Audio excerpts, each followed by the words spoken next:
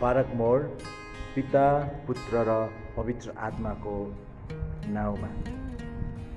यो संसारमा हामीलाई निराश बनाउने थुप्रै तत्त्वहरू छन्, तर हामीलाई यो संसारमा थुप्रै कुराहरूले निराश बनाए तापनि जीवित आशा परमप्रभुबाट मात्रै आउँदछ। यो कुरालाई हामीले जान्नु पर्दछ। इजिकियल 37 अध्यायको 1 देखि 14 पदहरूमा हामीले ध्यानसँग हेऱ्यौँ भनेदेखिलाई यहाँ हामीले आशा गर्न नै नसकेको अवस्थामा पनि परमेश्वरको शक्तिशाली कार्यलाई देख्न सक्दछौँ।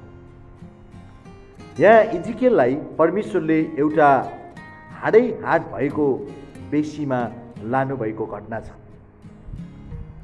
यी हाडहरू असाध्यै सुकेका, खङ्ग्रङ्ग परेर टुक्रै टुक्रा भएको अवस्थामा छ।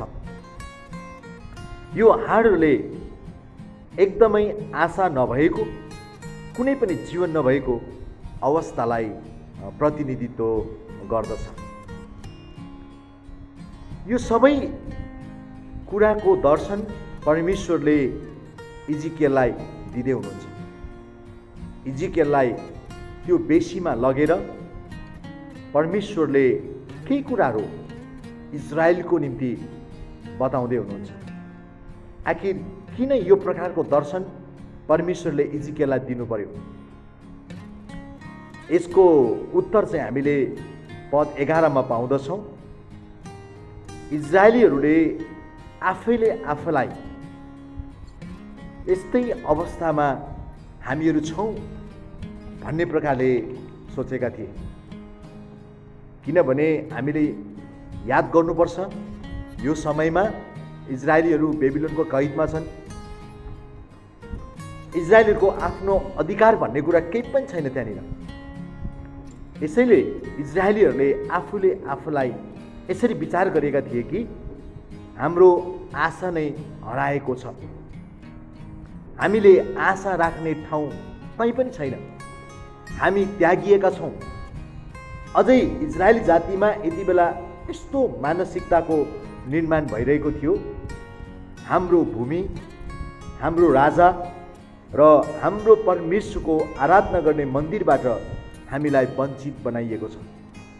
हामी एक मृत अवस्थामा रहेको जातिहरू मात्र भएका छौँ।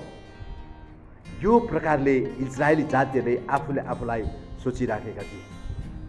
र एउटा कुरा, इजरायली जातिहरूको मानवीय दृष्टिकोणबाट हेर्दा यसरी आफूले आफूलाई सोच्नु स्वाभाविक पनि थियो, किनभने इजरायली जातिहरूको यो समयको परिस्थिति त्यस्तै नै थियो, आशाविहीन, होइन, शान्तिको अभावमा उहाँहरू जिराखेको हामी यहाँनिर पाउँदछौँ।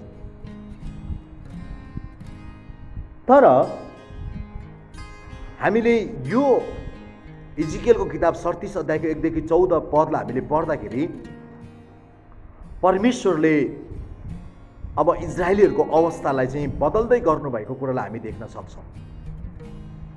इजरायलीहरूको अब त्यो आशाविहीन अवस्थालाई, उद्देश्यविहीन अवस्थालाई, त्यो परिस्थितिलाई परमेश्वरले अब बदल्दै गर्नुभएको कुरालाई हामी यहाँनिर देख्न सक्दछौँ। इजरायलीहरूलाई परमेश्वरले अब एकीकरण सँगसँगै पुनर्स्थापन गर्दै हुनुहुन्थ्यो, हामी यहाँनिर देख्न सक्छौँ। इजरायलीहरूलाई परमेश्वरले अब एउटा नयाँ जीवनतिर, नयाँ आशातिर डोर्याउँदै हुनुहुन्थ्यो। सुकेका र टुक्रै टुक्रा भएका हाडहरू यहाँनिर अब जोडिँदै थियो। प्राणहीन ती कङ्कालहरूमा जीवन आउँदै थियो प्रियहरू। यति मात्र होइन, सुनसान हाडहरूले भरिएको बेसी जीवनले भरिएको ठुलो सेनाले भरिँदै थियो। कति गजबको कुरा छ हेर्नुहोस् त। लुकाको किताब 1 अध्यायको 37 पदमा यसरी लेखेको छ, परमेश्वरको लागि कुनै पनि कुरा असम्भव छैन। इजरायलीहरूको निम्ति यो कुरा असम्भव थियो। उनीहरूको परिस्थितिलाई चाहिँ बदल्नु उनीहरूको निम्ति असम्भव थियो, तर परमेश्वरको लागि चाहिँ असम्भव थिएन। हाम्रो परमेश्वर असाधारण कार्य गर्ने परमेश्वर हुनुहुन्छ। हाम्रो वरपरको परिस्थिति भन्दा पनि महान र शक्तिशाली चाहिँ हाम्रो परमेश्वर हुनुहुन्छ।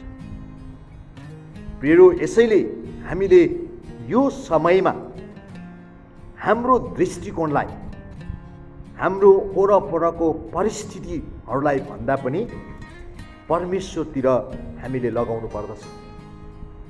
संसारमा यस्ता थुप्रै तत्त्वहरू छन् तपाईँ र मलाई निराश गराउने तत्त्वहरू। हुनसक्छ अहिलेको महामारी, हुनसक्छ हाम्रै आफन्तजनहरू, हुनसक्छ हाम्रै मानिसहरू हाम्रो निम्ति एउटा निराशाका कारण बन्न सक्दछ। तर यो बेलामा परिस्थितिलाई होइन, तर परमेश्वरतिर हाम्रो नजरलाई हामीले लगाउनु पर्दछ। हिब्रूको किताब 12:2 भन्दछ, हाम्रो विश्वास सुरु गर्नुहुने र पुरा गर्नुहुने येशूलाई हेरौँ। किन हेर्ने हामीले येशूलाई? हिब्रू 13:5 भन्छ, म तिमीहरूलाई कुनै रीतिले छोड्ने छैन र म तिमीलाई त्याग्ने छैन। आमेन। परमेश्वरले हामीलाई कहिले छोड्नुहुन्न, कहिले त्याग्नुहुन्न। यस कारणले गर्दा हाम्रो हेराइ जहिले पनि येशूतिर हुनुपर्दछ।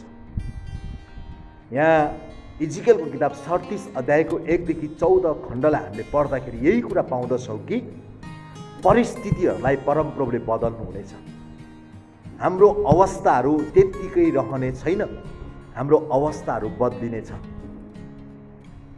होला अहिलेको समय हाम्रो निम्ति कष्टकर होला, तर प्रसन्नताको वर्षले तपाईँ अनि मलाई पर्खिराखेको छ। आनन्दको कुराहरूले तपाईँ र मलाई पर्खिराखेको छ। आशिषको कुराहरूले तपाईँ र मलाई पर्खिराखेको छ।